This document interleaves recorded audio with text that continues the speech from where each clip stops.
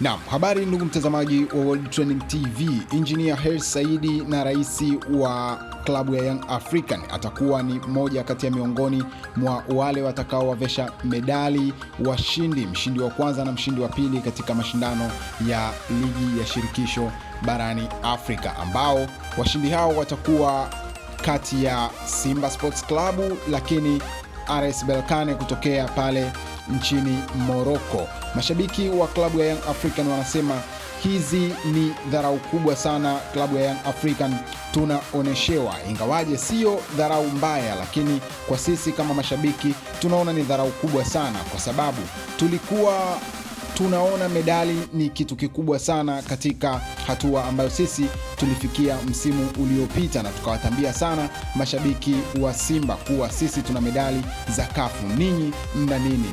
Leo hii klabu ya Simba Sports imefikia ile hatua ambayo sisi tulifikia. Haijalishi watachukua kombe ama hawatachukua kombe, lakini medali ambazo sisi kama mashabiki wa klabu ya Young African tuliokuwa tunatamba nazo hivi sasa na wao watakuwa nazo kama kawaida, huku mashabiki wa klabu ya Simba Sports na wachezaji baadhi akiwemo Awesu, mchezaji wa klabu ya Simba Sports, anasema kwamba hivi sasa nina uhakika wa kuivaa medali ya CAF, hata itokee nisipocheza mechi hiyo na hata itokee sitahudhuria uwanjani, lakini nina uhakika wa kuvaa medali ya CAF ikitokea tu jina langu limewekwa kati ya wachezaji ambao watashiriki ndani ya huo mchezo. Hivi sasa haina tena kutambiana kuhusu medali.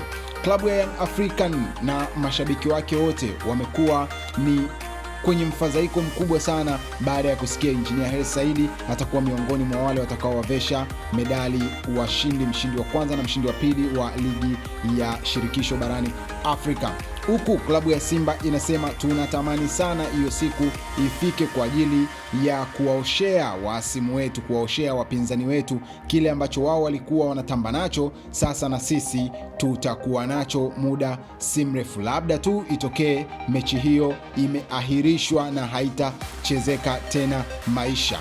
Msemaji wa klabu ya Simba Sports Ahmed Ally anasema kwamba sio tu medali, lakini klabu ya Simba Sports imeadhimia kuchukua ubingwa wa shirikisho barani Afrika ili kuonyesha kuwa sisi ni wakina nani.